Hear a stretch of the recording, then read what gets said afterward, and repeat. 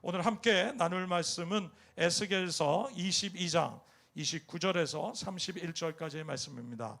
에스겔서 22장 29절에서 31절까지의 말씀입니다. 29절의 말씀부터 제가 읽도록 하겠습니다. 이 땅의 백성은 폭력을 휘두르고 강탈을 일삼는다. 그들은 가난하고 못 사는 사람들을 압제하며 나그네를 부당하게 학대하였다. 나는 그들 가운데서 한 사람이라도 이 땅을 지키려고 성벽을 쌓고 무너진 성벽의 틈에 서서 내가 이 땅을 멸망시키지 못하게 막는 사람이 있는가 찾아보았으나 나는 찾지 못하였다. 그래서 나는 그들에게 내 분노를 쏟아부었고 내 경노의 불길로 그들을 멸절시켰다. 나는 그들의 행실을 따라 그들의 머리 위에 갚아주었다. 나 주 하나님의 말이다. 오늘 이 말씀, 본문 말씀을 가지고 우리 오버커머 시리즈 에스겔에 대해서 우리 조덕현 목사님께서 나오셔서 주님의 말씀을 선포해 주시겠습니다.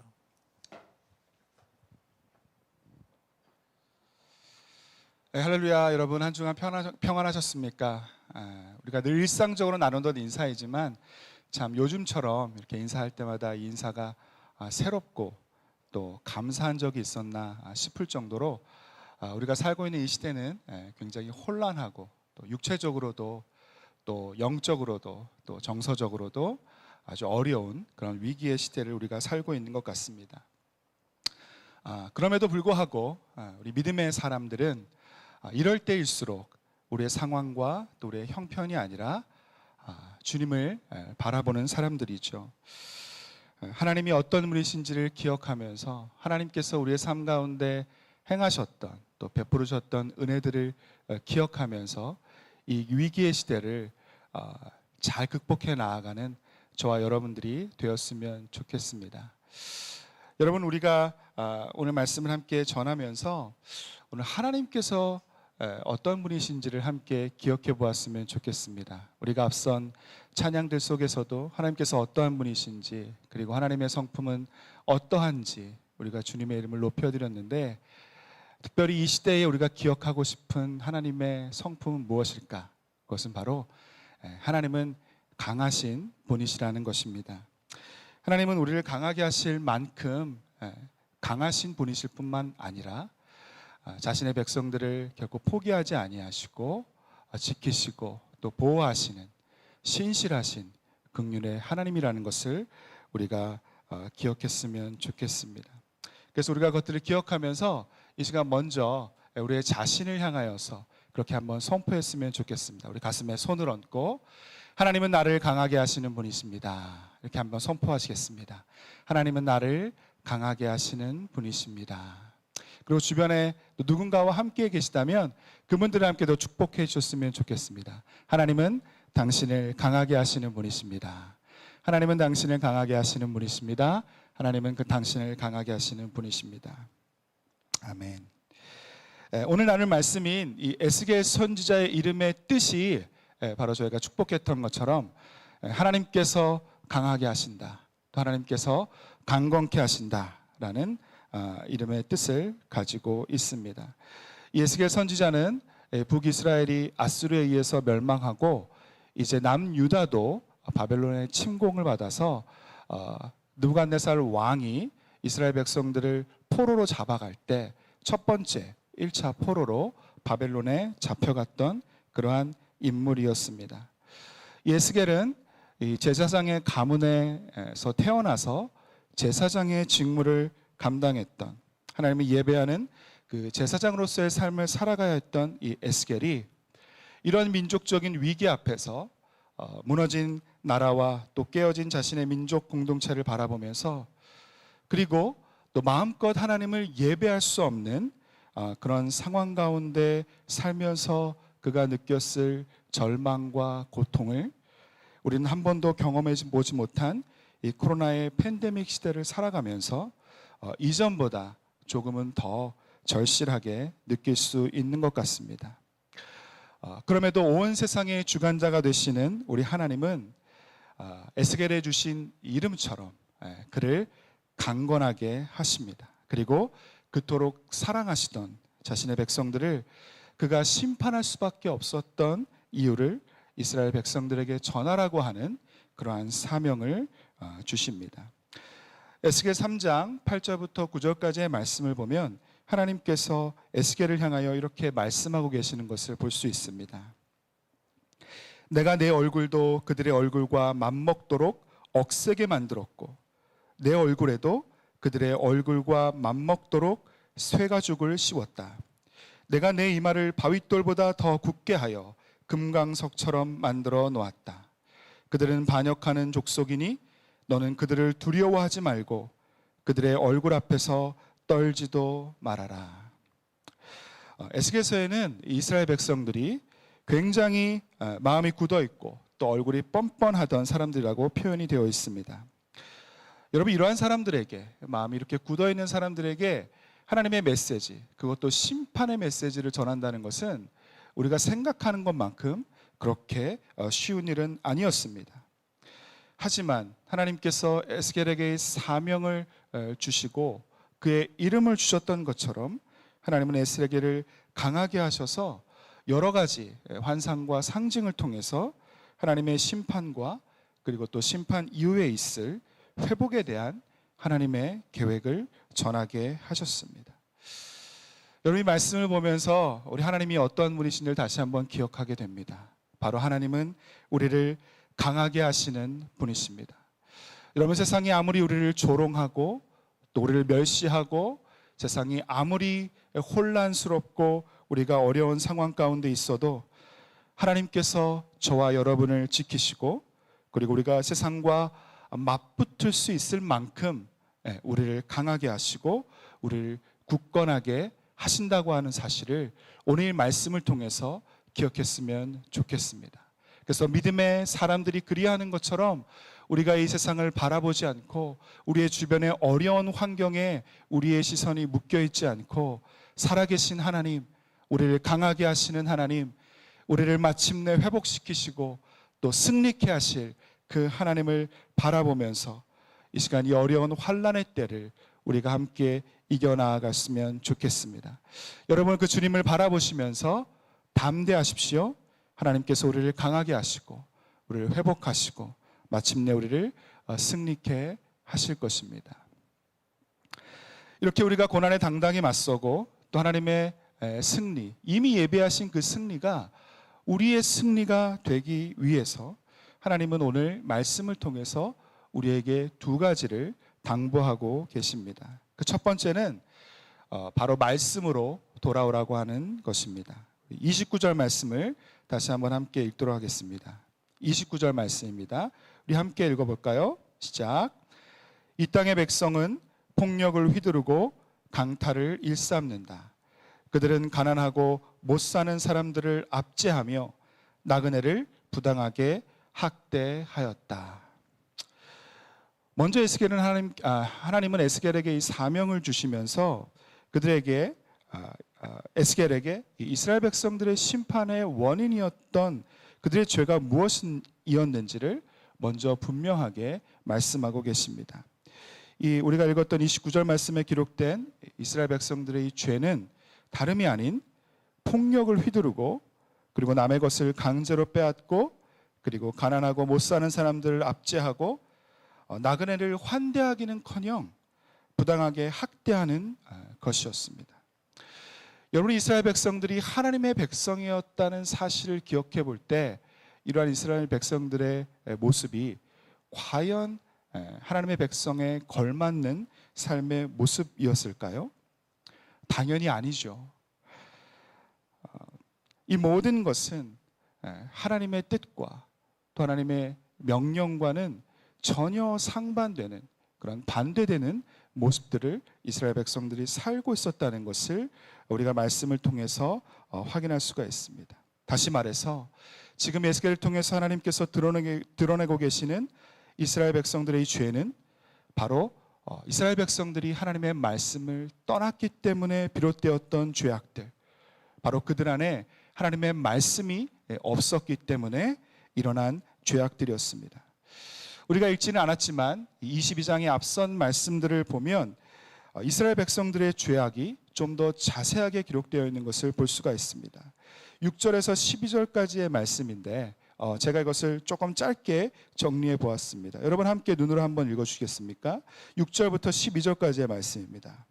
이스라엘의 지도자들은 살인은 서슴지 않았고요. 그들이 아버지와 어머니를 업신여겼고 또 나그네를 학대하고 내 안에서, 여기서 너라는 말은 예루살렘 성을 뜻하는 것입니다.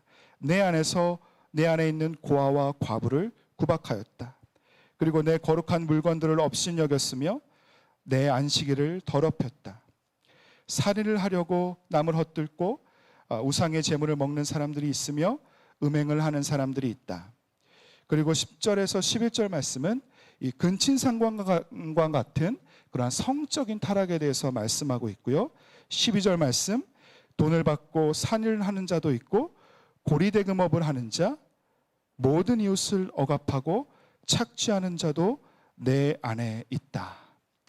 여러분, 이 구절들에서 열거되고 있는 이 모든 행위들은 이스라엘 백성들이 하나님의 백성이라면 반드시 지켜야 했던 율법과는 완전히 반대되는 그러한 것들이었습니다. 여러분, 출애굽기 20장 7절 이하에는 모세에게 주셨던 10계명 율법이 기록이 되어 있습니다. 한번 여러분이 10계명을 생각해 보시면 1계명부터 4계명까지는 하나님과의 관계에서 지켜야 될 명령들을 이야기하고 있고요. 5계명부터 마지막 10계명까지는 우리 인간들 사이에서 지켜야 될 하나님의 말씀에 대해서 기록하고 있습니다.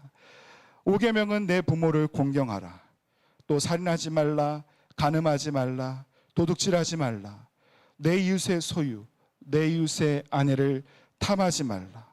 이러한 명령들을 하나님께서 이스라엘 백성들에게 이미 주셨었어요. 그리고 이 율법들을 목숨과도 같이 붙들고 있었던 사람들이 바로 이스라엘 백성들이었죠. 그럼에도 불구하고 우리가 22장에 기록된, 그리고 에스겔서 전체에서 계속해서 반복해서 이야기하고 있는 이스라엘 백성들의 죄는 하나님의 백성답게 살아가기 위해서 지켜야만 했던 하나님의 율법과는 너무나도 거리가 있는, 반대되는 그러한 모습이었다는 것입니다. 여러분, 그리고 29절 말씀을 다시 한번 보면 이 구절에서 사용되고 있는 단어들이 있어요. 이스라엘 백성들의 죄악을 나타내는 단어들, 특별히 일삼고 있다, 그리고 압제한다, 그리고 나그네를 부당하게 학대했다. 여러분, 일삼는다는 것은 무엇인가요? 한 번 실수로 죄를 범한 것을 이야기하나요? 아니죠. 계속해서 반복하는 죄를 말씀하고 계시는 것입니다.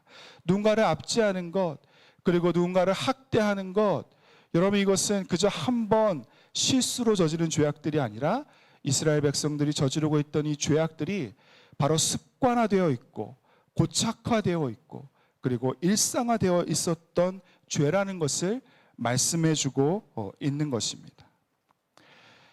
하나님의 선택을 받고 하나님이 어떠한 분이신지를 나타내야만 했던 이스라엘 백성들, 그런데 어떻게 그들의 삶이 이 지경까지 되었던 것일까요? 우리가 성경을 읽다 보면 이스라엘 백성들이 이렇게 죄를 지을 수밖에 없었던 것, 그것은 바로 그들이 하나님의 말씀을 떠나고 그리고 하나님을 떠나 있었기 때문이라는 것을 우리가 계속해서 확인할 수 있습니다. 여러분, 이스라엘 백성들은 하나님께서 선택한, 자신들이 하나님의 선택을 받은 유일한 백성이라고 하는 이러한 선민 사상을 가지고 있었습니다. 지구상에서 정말 유일하게 하나님의 이 직접적인 계시로 인해서 가지고 있는 율법, 즉 하나님의 말씀을 소유한 백성이라는 사실로 그들은 스스로를 굉장히 자랑스럽게 여기고 높게 여겼던 사람들이었어요. 그래서 그들은 적어도 겉으로는 항상 말씀을 읽고 또 외우고 자식들에게 하나님의 말씀을 가르치면서 살았기 때문에 아마도 자신들 안에 이 하나님의 말씀이 없다라고 하는 것은 상상조차 하지 못했던 일일 거예요. 하지만 이스라엘 백성들의 삶을 보면 그들의 마음과 또 그들의 삶 가운데는 하나님의 말씀이 없었다는 것을 우리가 분명하게 알 수 있습니다. 하나님의 말씀이 없었기 때문에 하나님의 말씀대로 살아야만 하는 사람들이었지만, 그러나 말씀과는 완전히 반대되는 삶을 그들이 살게 되었던 것이고, 그리고 그 죄로 인해서 결국 하나님의 엄중한 심판을 직면하게 되었던 것입니다. 여러분, 하나님께서는 이스라엘 백성들 안에 이렇게 하나님의 말씀이 없다는 것을 너무나도 잘 알고 계셨어요.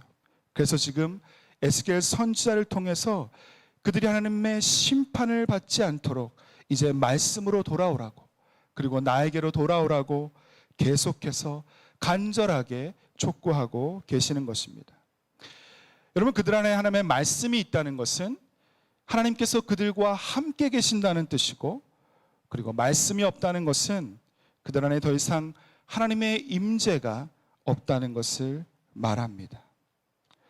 여러분, 그래서 이 에스겔서의 주제를 우리가 생각해 볼 때 아주 수많은 장에 걸쳐서 하나님께서 계속해서 심판의 메시지를 전하고 있지만, 그러나 사실은 이 에스겔서의 주제는 심판이 아니라 하나님의 회복이라는 것을 알 수가 있습니다.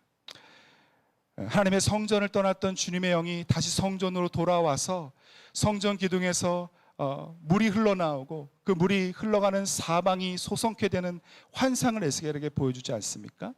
또 저와 여러분이 잘 알고 있는 에스겔 골짜기의 마른 뼈들이 하나님의 생기가 들어갈 때 다시 살아나고 하나님의 강한 군사로 일어서는 이러한 놀라운 회복을 주님께서 말씀하고 계시지 않습니까? 여러분, 그런데 이러한 회복을 경험하기 전에 먼저 그들 안에 있었던 죄를 하나님 앞에 회개하고 정결케 하고 주님의 거룩을 회복해야 하나님께서 예비하신 그러한 회복의 놀라운 축복들을 그들이 경험할 수 있었던 것이죠. 그래서 하나님은 에스겔을 선지자로 선택하셔서 그에게 이 심판의 메시지를 전하게 하시지만, 그러나 이 심판의 메시지는 정말 그들을 향한 멸망의 메시지가 아니요 그들을 향한 하나님의 회복의 간절한 외침이었다는 것을 우리가 알 수가 있습니다. 여러분, 하나님께서 그럼에도 불구하고 이렇게 심판을 거듭거듭 말씀하시는 것은 바로 나에게로 돌아오라고 하는 그러한 하나님의 애절한 외침이요, 또 심판 이후에 하나님께서 계획하시고 하나님께서 예비하신 하나님의 회복의 축복을 누리게 하기 위함입니다. 여러분, 위기의 시대를 어떻게 살아가고 계십니까? 여러분들 안에 정말 하나님의 말씀이 있습니까? 여러분, 말씀으로 이 어려운 시절을 믿음으로 이겨내고 계십니까?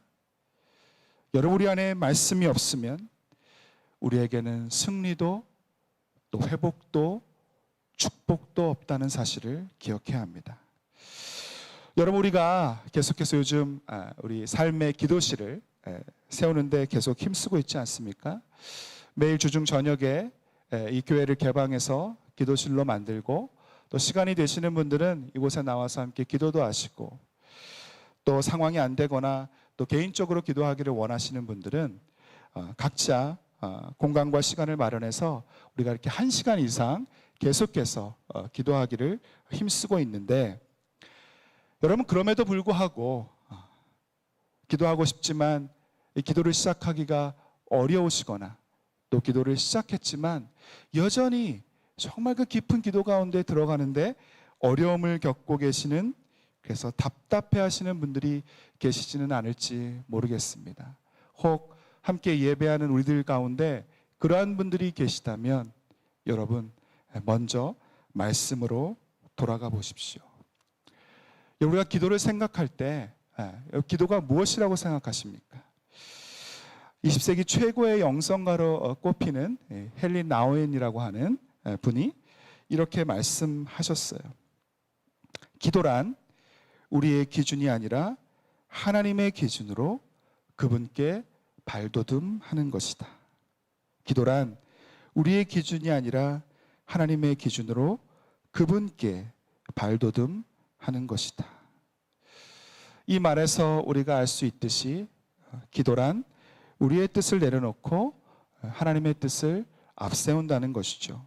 그리고 이 하나님의 뜻은 바로 말씀을 통해서 우리에게 이해되고 그리고 확증됩니다. 말씀이 곧 우리의 기도가 되는 것이죠. 우리는 성경, 즉 하나님의 말씀을 통해서 하나님의 음성을 듣는 법을 배워가게 됩니다. 그리고 그 말씀 안에서 우리 안에 터져나오는 그러한 기도를 통해서 하나님께 우리의 자신을 열어드리는, 이전에 경험하지 못했던 보다 새롭고 더 깊은 차원의 그러한 기도를 경험하게 됩니다. 여러분, 그래서 이 기도와 말씀은 항상 함께 가는 것입니다. 만일 여러분들이 기도하면서 어려움을 겪고 계신다면, 여러분들이 원하고 생각하는 만큼 기도 가운데 깊이 들어가지 못하고 계신다면, 어쩌면 그것은 우리 안에 이 간절한 열망을 일으키는, 진실한 기도를 일으키는 하나님의 말씀이 부족해서인지는 아닌가 생각해 보게 됩니다. 여러분, 혹시 기도에 어려움이 있는 분들이 계십니까? 그러면 다시 한번 하나님의 말씀으로 돌아가기를 격려합니다. 여러분, 기도의 자리로 또 말씀의 자리로 나아오십시오. 그러면 하나님의 말씀이 우리 안에 역사하셔서 우리를 더 깊은 기도로 인도해 주실 것이고, 그리고 기도의 능력과 또 회복의 축복을 경험하게 하실 것입니다. 이것이 바로 하나님께서 우리에게 승리를 주시는 첫 번째 당부의 말씀입니다. 그리고 두 번째, 하나님께서 오늘 말씀을 통해서 우리에게 주시는 두 번째 당부는 기도를 세우라는 것입니다. 무엇을 세우는 것이요? 기도를 세우는 것. 첫 번째는 말씀으로 돌아가는 것, 그리고 두 번째는 기도를 세우라는 것입니다. 이 두 가지는 항상 함께 가야 되는 것이라고 말씀을 드렸습니다. 그런데 오늘 본문은 이 기도 중에서도 조금 더 우리에게 특별한 기도에 대해서 말씀하고 있습니다. 그것은 바로 중보 기도입니다. 여러분, 30절 말씀을 함께 읽도록 하겠습니다. 30절 말씀입니다. 시작. 나는 그들 가운데서 한 사람이라도 이 땅을 지키려고 성벽을 쌓고 무너진 성벽의 틈에 서서 내가 이 땅을 멸망시키지 못하게 막는 사람이 있는가 찾아보았으나 나는 찾지 못하였다. 제가 다시 한번 읽겠습니다. 나는 그들 가운데서 한 사람이라도 이 땅을 지키려고 성벽을 쌓고 무너진 성벽의 틈에 서서 내가 이 땅을 멸망시키지 못하게 막는 사람이 있는가 찾아보았으나 나는 찾지 못하였다. 여러분, 이 구절에서 이 땅이라고 하는 것, 즉 이스라엘의 심판으로 인해서 멸망받지 않도록 하나님 앞에 서는 사람, 바로 이러한 사람들은 중재자, 중보자를 뜻하는 것이고요. 그리고 하나님은 하나님의 심판을 막아설 이러한 중보자를 간절히 찾고 계신다고 말씀하고 있습니다. 우리에게 익숙한 말씀일 수도 있고 아마 살아오면서 몇 번을 접했을 말씀일 수도 있습니다. 저는 그런데 오늘 특별히 말씀을 준비하면서 이 구절의 말씀을 묵상하면서 문득 제 안에 한 가지의 질문이 떠오르게 되었습니다. 하나님께서 왜 굳이 중보자를 찾고 계실까? 제가 설교를 시작하면서 우리 하나님이 어떠한 분이신지 우리가 함께 기억해 보자고 말씀을 드렸잖아요. 여러분, 하나님이 어떠한 분이신지 한번 생각해 보시겠어요? 하나님은 우리를 부하게 하실 수도 있고, 우리를 가난하게 하실 수도 있고, 우리를 높이실 수도 있고, 그리고 우리를 낮추실 수도 있고, 또 우리를 살리실 수도 있고, 우리를 죽일 수도 있는 전능하신 하나님이시죠. 하나님께는 모든 주권이 있고, 그리고 심판과 구원, 이 모든 일을 스스로 하시기에 부족함이 없는 분이신데도 불구하고 하나님께서는 왜 굳이 이 무너진 성을 쌓고 그분의 심판과 또 그분의 진노를 막아서는 그 한 사람을 찾고 계실까? 저는 말씀을 묵상하면서 기억하게 된 한 가지 하나님의 성품이 또 한 가지 있어요. 그것은 바로 하나님은 긍휼하신 분이시라는 것입니다. 긍휼의 하나님. 그것이 바로 하나님께서 이 땅을 심판하실 수 있음에도 불구하고 심판을 유예하시며 이 땅의 심판을 막아설, 자신의 분노와 진노를 막아설 그 한 사람의 중보자를 찾으시는 이유입니다. 바로 하나님께서 노하기를 더디하시고 은혜와 긍휼이 많은 분이시기 때문입니다. 그리고 성경 곳곳에서는 하나님이 이러한 분이시라는 것을 말씀해 주고 계세요. 특별히 시편 말씀 103편 8절 말씀입니다. 여호와는 긍휼이 많으시고 은혜로우시며 노하기를 더디하시고 인자하심이 풍부하시도다. 145편 8절에서 9절 여호와는 은혜로우시며 긍휼이 많으시며 노하기를 더디하시며 인자하심이 크시도다. 여호와께서는 모든 것을 선대하시며 그 지으신 모든 것에 긍휼을 베푸시는도다. 느헤미야 9장 17절 하반부의 말씀에도 이렇게 기록하고 있습니다. 그러나 주께서는 용서하시는 하나님이시라. 은혜로우시며 긍휼히 여기시며 더디 노하시며 인자가 풍부하심으로 그들을 버리지 아니하셨나이다. 여러분, 하나님께서 이렇게 긍휼이 많은 분이시기 때문에 비록 죄로 인해서 깨어진 이스라엘일지라도 그들을 향한 하나님의 생각은 재앙이 아니라 번영이고 장래의 희망과 소망을 주는 것이었습니다. 그리고 하나님은 그분과 같은 마음을 품은 사람들과 함께 정말로 기쁨과 희망이 넘쳤던 하나님께서 이 땅을 만드실 때 창조의 모습 그대로 이 세상을 회복하기 원하신다는 것입니다. 그래서 주님은 이렇게 무너진 곳을 막아서는 한 사람의 중보자를 찾고 계시는 것입니다. 여러분, 성경을 보면 이러한 중보기도, 다른 사람들을 위한 이 기도가 우리 기도의 핵심, 나아가서 우리 신앙생활의 핵심이라는 것을 말씀해 주고 있습니다. 창세기의 말씀을 보면 하나님의 심판을 받는 소돔과 고모라를 위해서 아브라함이 중보기도를 드렸습니다. 그 기도로 말미암아서 비록 일부의 사람들이었지만 하나님의 구원을 경험하게 되는 것을 우리가 볼 수 있습니다. 여러분, 광야에 있었던 이스라엘 백성들이 금송아지를 만들어서 하나님의 진노를 샀을 때 하나님의 심판을 막아섰던 사람은 다름 아닌 모세였습니다. 모세의 중보기도를 통해서 이스라엘 백성들이 하나님의 심판을 면하는 은혜를 경험하게 되었던 것입니다. 여러분, 이처럼 중보기도는 우리가 하나님의 긍휼하심을 경험하는, 그리고 나아가서 하나님의 그 긍휼하신 주님의 성품에 우리가 동참하게 되는 것입니다. 뭐라고요? 중보기도는 하나님의 긍휼하심에 우리가 동참하게 되는 것. 바로 우리의 삶이, 우리의 마음이 그 사랑의 중심 안으로 옮겨가는 놀라운 신비와 축복이 바로 중보기도라고 하는 것입니다. 하나님은 그분의 긍휼하심으로 주님과 함께 이 땅을 다시 새롭게 하고 세울 그러한 중보자를 찾고 계십니다.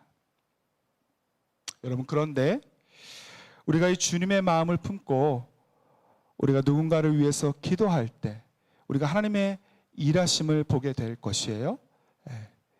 더 나아가서 중보 기도의 놀라운 유익, 또 축복, 우리가 누리게 되는 그 유익함이 무엇인지 아십니까? 그것은 바로 중보 기도를 하는 우리의 마음이 하나님의 그 흘러넘치는 긍휼과 사랑으로 말미암아서 치유의 공간으로 바뀌고 변화된다는 것입니다. 여러분들의 마음을 들여다보세요. 우리의 마음의 한 자락에 어디 다른 사람들을 정말 사랑할 수 있는 사랑이 있습니까?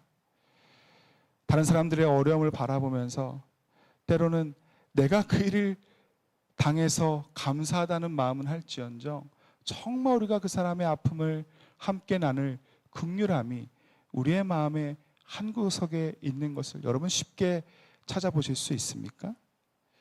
사실 우리의 마음을 들여다보면 우리의 마음에는 수많은 상처와 아픔과 깨어짐들이 존재하고 있다는 것을 우리가 볼 수 있죠. 이렇게 상처와 깨어짐으로 가득한 우리의 마음이 누군가를 혹은 이 세상을 치유할 치유의 공간으로 변화되고 바뀐다는 것. 여러분, 이것은 말로 다 표현할 수 없는 너무나 놀라운 축복이 아닐 수 없습니다. 세계 2차 대전 당시에 이 나치와 치열하게 싸우시면서 순교하셨던 한 분이 계세요. 바로 본회퍼 목사님이세요.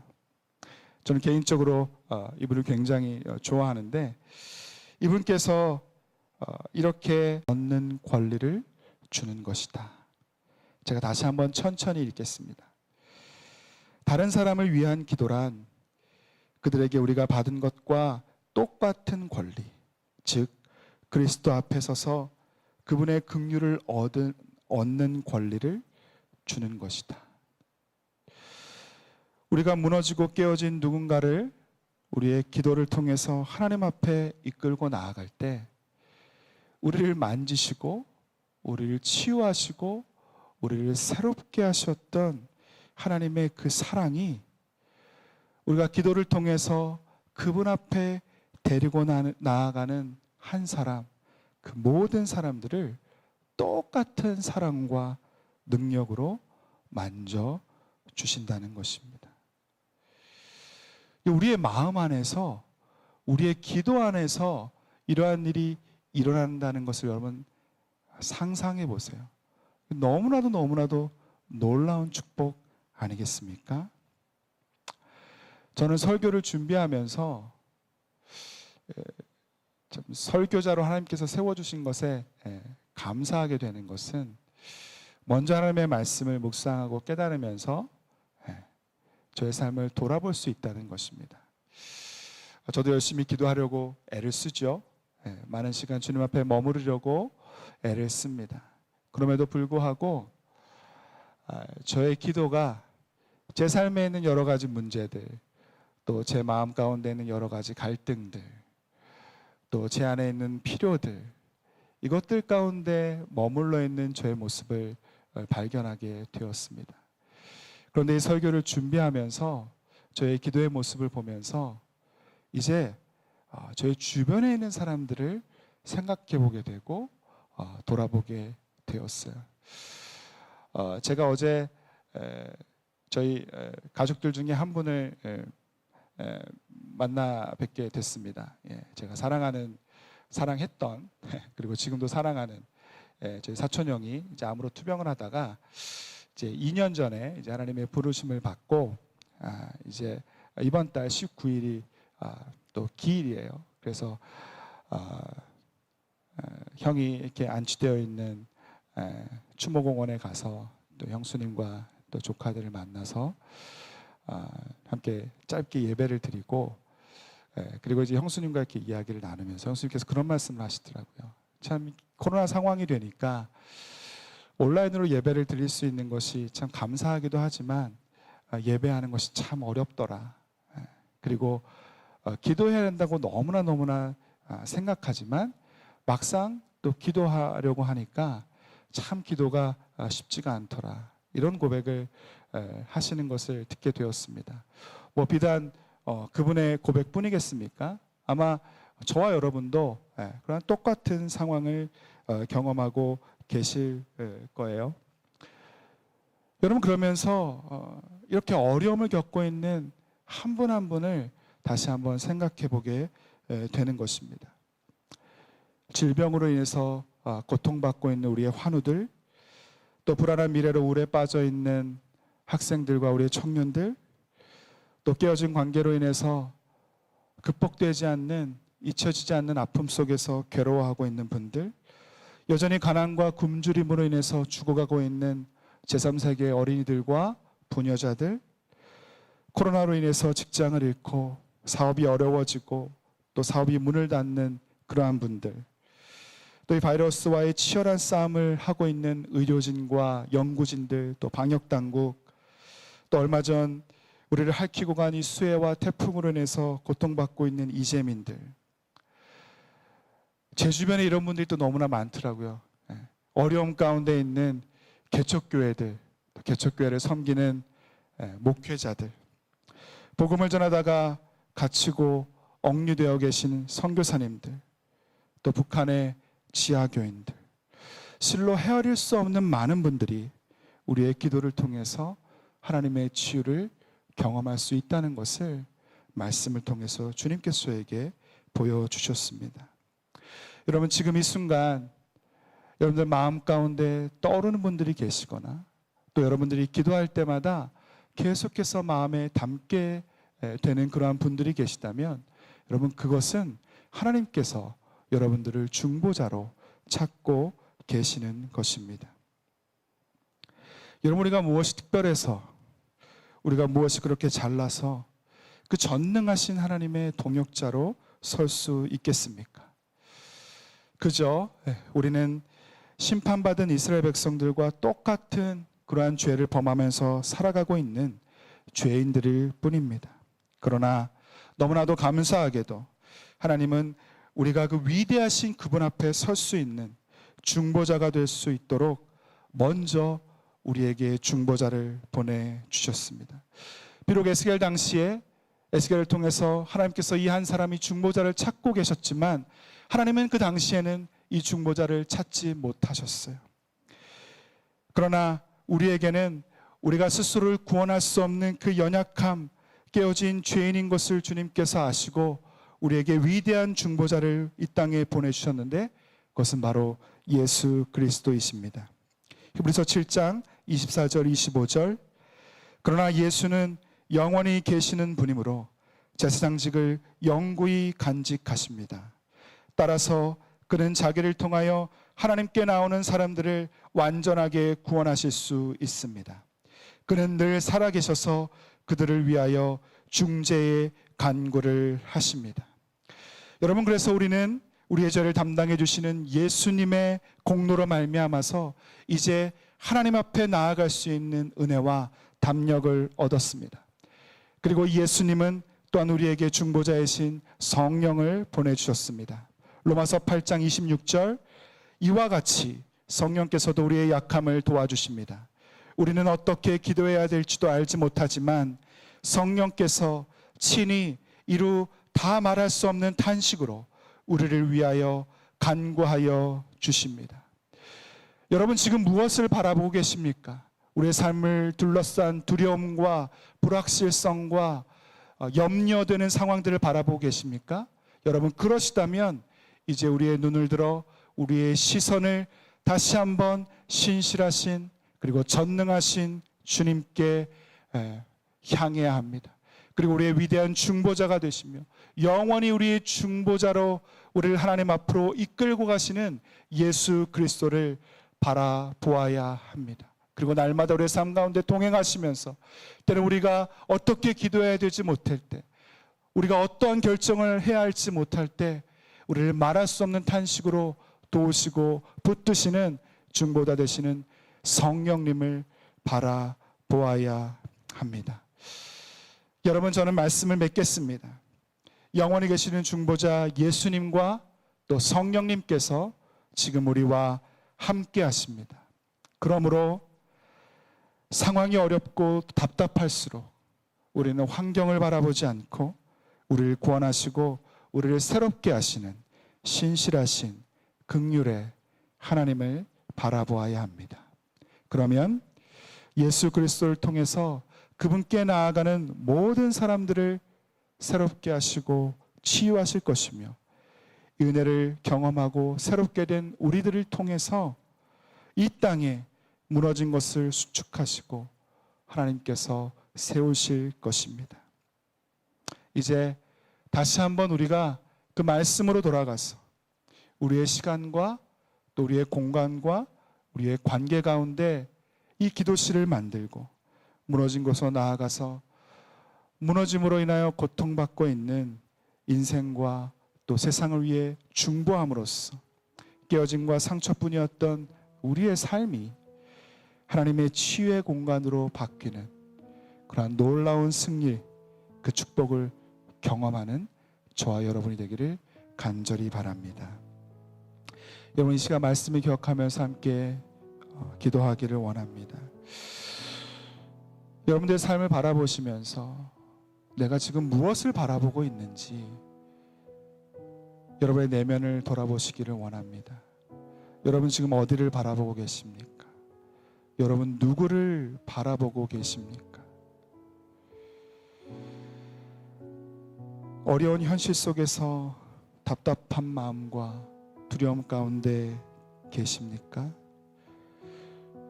상황을 바라보며 두려워하지 않게 하여 주십시오. 주님을 바라보게 해 주십시오.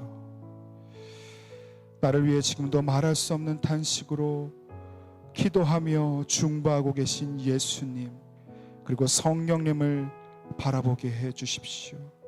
그리고 진노 중에라도 긍휼을 잊지 않으시는 우리의 아버지 하나님을 바라보게 해 주십시오.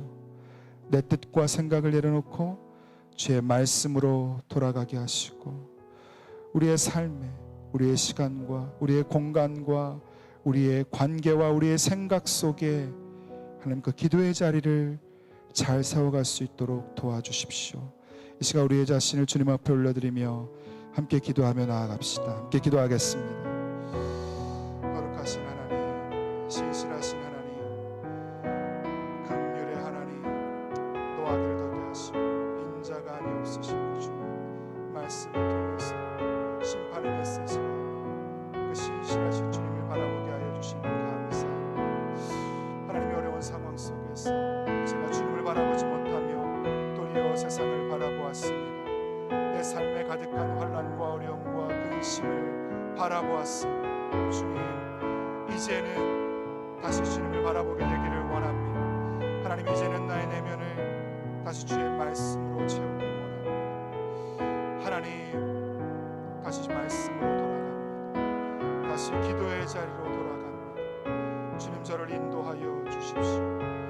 나를 위하여 기도하고 계시는 예수님, 성령님, 내가 다시 한번 주님 앞에 나아갈 수 있도록 하나님의 말씀으로 돌아갈 수 있도록 기도의 자리로 나아갈 수 있도록 주님 인도하여 주시옵소서. 하나님 앞에 가로막혀 있는 모든 막힘을 주님께서 무너뜨려 주옵소서. 하나님께 나아가는 것을 가로막고 있는 모든 묶임이 떠나가게 하여 주시옵소서.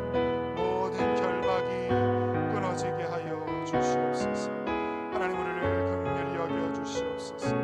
주님, 우리를 긍휼히 여겨 주시옵소서. 주님, 우리를 긍휼히 여겨 주시옵소서. 우리가 계속해서 하나님 나를 긍휼히 여겨 주시옵소서. 주님, 나를 불쌍히 여겨 주시옵소서. 주님, 나를 도와주시옵소서. 우리 함께 다시 한번 우리 자신을 올려드리며 함께 계속해서 기도하겠습니다. 거룩하신 하나님 아버지를 긍휼히 여겨 주시옵소서. 하나님 아버지 긍휼히 여겨 주시고 기도의 영을 부어주시고 말씀의 영을 부어주시어서 말씀으로 기도하게 하시고 하나님 아버지 정말 더 깊은 기도 가운데 나아갈 수 있도록 주님 도와주시옵소서. 긍휼하신 하나님, 변함이 없으신 하나님, 신실하신 주님의 그 사랑을 경험할 수 있도록 내 삶을 인도하여 주시옵소서. 주님 도와주시옵소서. 하나님 아버지, 우리를 다시 새롭게 하여 주시며 하나님 아버지의 말씀 가운데 약속하신 하나님 그 회복의 말씀과 그 약속을 하나님 기억하며 돌아갈 수 있도록 주님 도와주시옵소서. 하나님, 우리 가운데 새 일을 행하실 주님을 찬양합니다. 우리 가운데 새 일을 행하실 주님을 찬양합니다. 우리 가운데 새 일을 행하실 주님을 찬양합니다. 주님 홀로 영광 받아주시옵소서. 그 주님을 바라보며 함께 찬양하겠습니다. 물이 바다 덮음같이, 물이 바다 덮음같이 여호와의 영광을 인정하는 것이 온 세상 가득하리라. 물이 바다 덮음같이, 물이 바다 덮음같이, 물이 바다 덮음같이, 물이 바다 덮음같이, 물이 바다 덮음같이 여호와의 영광을 인정하는 것 것이 온 세상 가득하리라. 물이 바다 덮음같이 물이 바다 덮음같이 물이 바다 덮음. 우리 한 번 더 고백하겠습니다. 우리 손을 들고 물이 바다 덮음같이 여호와의 영광을 인정하는 것이 온 세상 가득하리라. 물이 바다 덮음같이